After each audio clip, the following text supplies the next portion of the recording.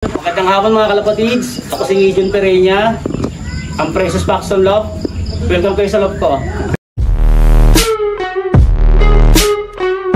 Yung bago, ito si Precious. Ayun. Ito, medyo pakit yung magkakaprint eh. First of all yan, tapos humakot siya ng lahat ng puling. Ayan. Hindi ko tanda yung iba eh.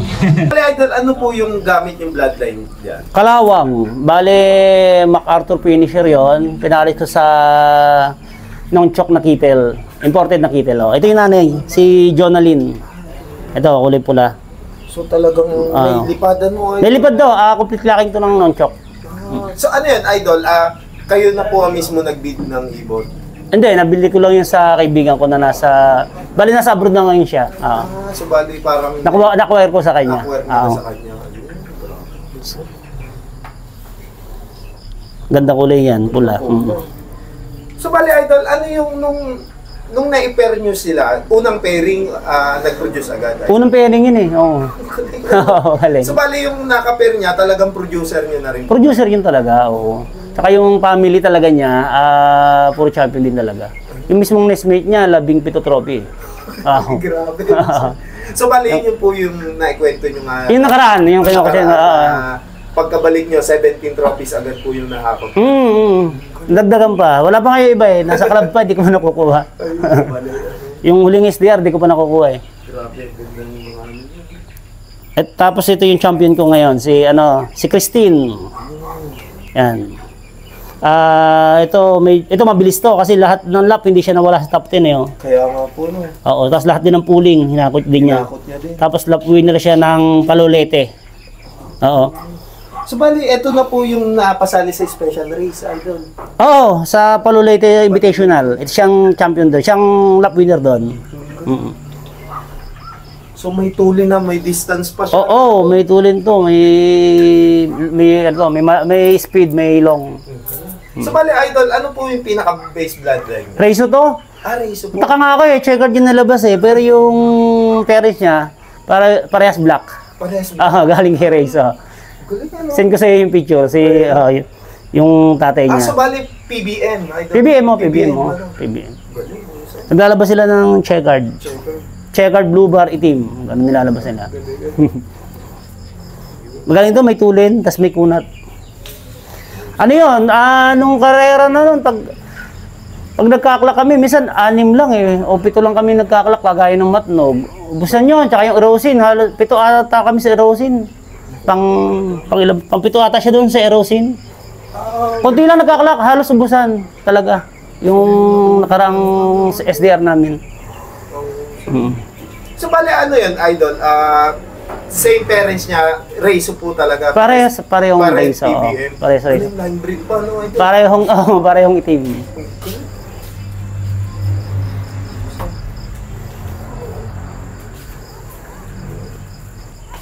Palolete Invitational champion ito. Ito yung sa overall niya. Tapos ito sa BBC to. Yung naglaro din ako doon, lap winner din ako doon ng Bayumbong ata yun. Parang Bayumbong, di ko ma-recall eh. Yung nakaraan lang na BBC. Ano din, pinsan niya. Bali yung tatay nun, kapatid ng nanay nito. Magpinsan sila. Pero yung black yun, yung kulay nun. Black naman siya. Oo. Nung nag-pump din siya, tsaka pang tent, ang kalaban niya 23,000. Dami doon. Dami. Tapos 7 beses namin siya sinali sa pooling. 6 na beses siya nag-force. Sa 23,000. Ang kalaro namin doon mga PHA, sila Jason Kaunan, sila Ese Calunaro. So bali sa Maynila niyo. Sa BBC may love kami doon sa Sampaloc eh. Shoutout nga pala kay Moy Santiago tsaka kay Kevin De Torres. Ayun, shoutout. Yun yung taga-alaga ng ibon namin doon sa Manila. Ayun, nahusap.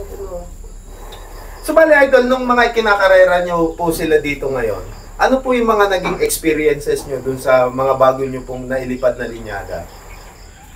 Maganda kasi kinuras ko na rin kasi sa mga winners ko na Japan. So, let's say may acquired ako na Reiso, doon ko pinipira sa mga producer ko na rin.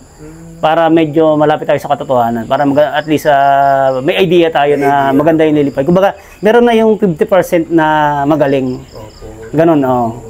So bali idol, may pagbabago po ba? Halimbawa, may naging masakitin po ba? May mas tumibay po ba yung vitality ng mga panlaban niyo po ngayon? May mas gumamit po ba kayo ng mga vitamins? Ano po yung mga... Ngayon, lesser on vitamins ako eh. Hindi ako sa tubig lang ako, lahat. Wala akong sinubo. Ito yung champion na to, si Christine. Wala akong sinubo dito. Halos lahat ng binigay ko sa kanya, either sa patuka at sa tubig. Ilang. Wala akong sinubo. Totally wala pong subo? Wala akong sinubo talaga.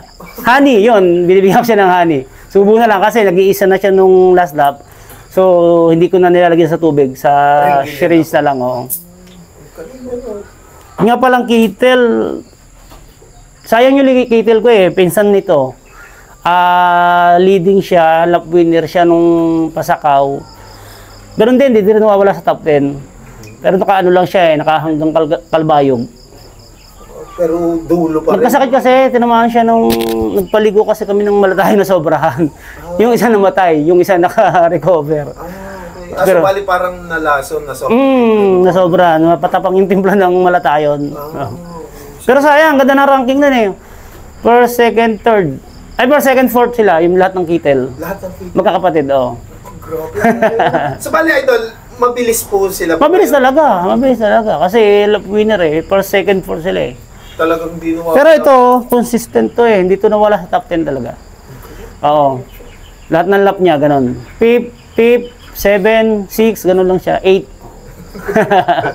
Husay. Grabe husay. So bali idol, may maibabahagi po ba kayong mga tips para po sa mga newbie? Ulit na nakakapanood uli po. Oo, manghingi lang na manghingi para makarami.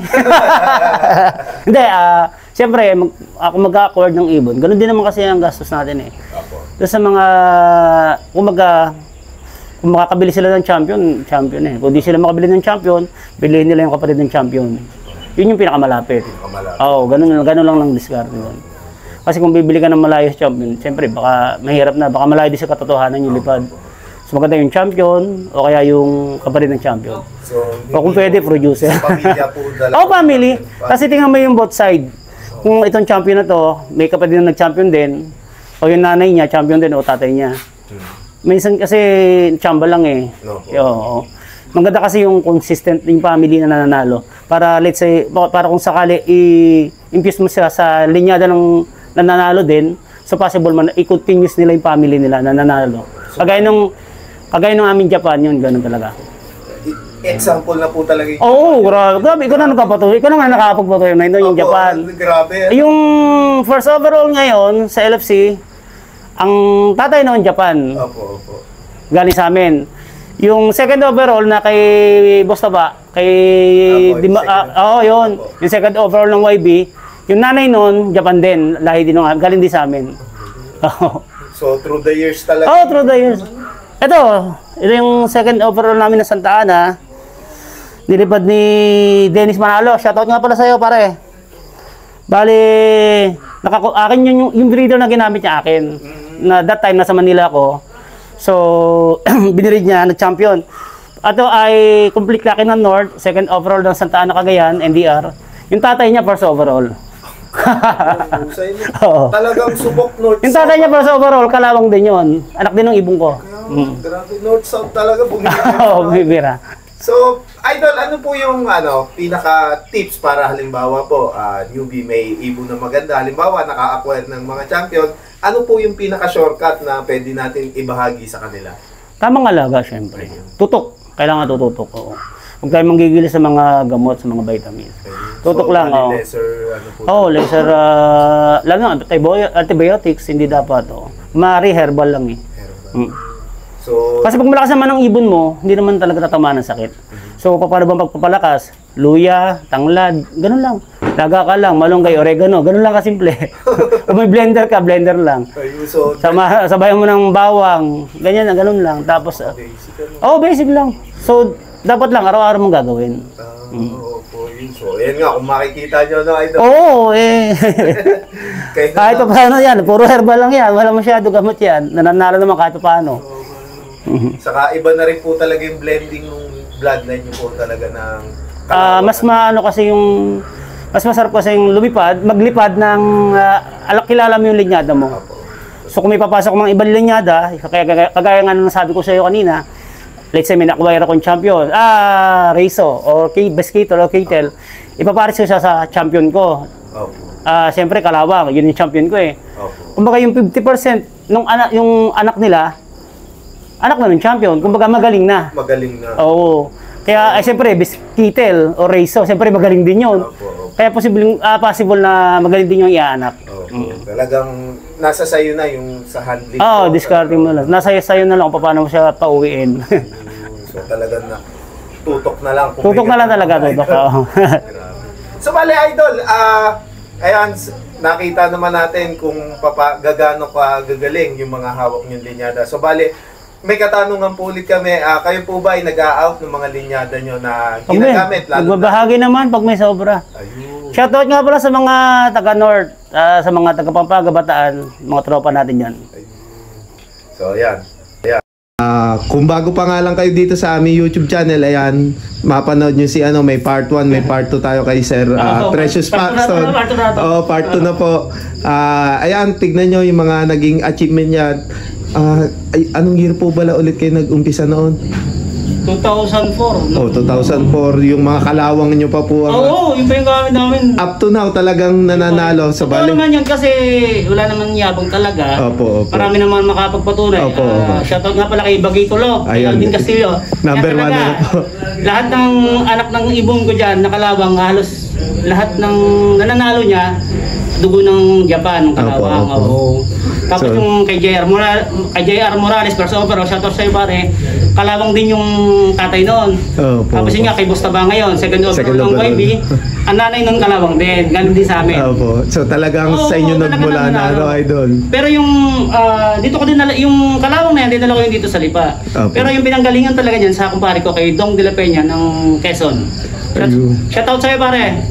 Shoutout po sa inyo, Sir Dong. So, napakagaling yung mga nilipad. Magaling talaga yung kumpare ko. So, ayan.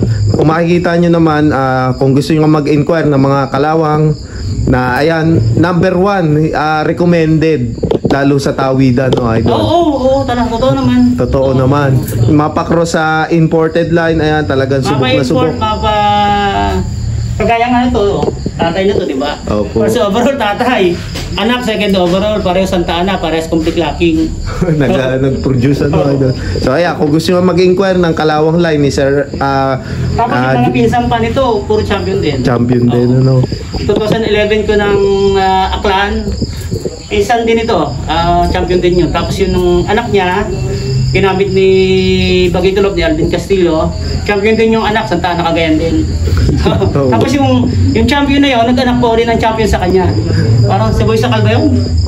Basta meron pa champion yan, hindi ko lang kilala eh. Hindi ko na ma-recall kung sino ang pangalan. Pero champion pa rin, yung yan itong champion niya. So ayan, kung gusto nyo mag-inquire ng kalawang, pwede nyo siyang kontakin. Precious Paxton Lop, ayan, naka-flash sa screen yung kanyang Facebook page. So bali PM lang, mapag-uusapan na idol. Walang problema. Team Abini All-Star, shoutout sa inyo. Team Quezon, sina Pare Roald. Team Bulacan, sina Ardi.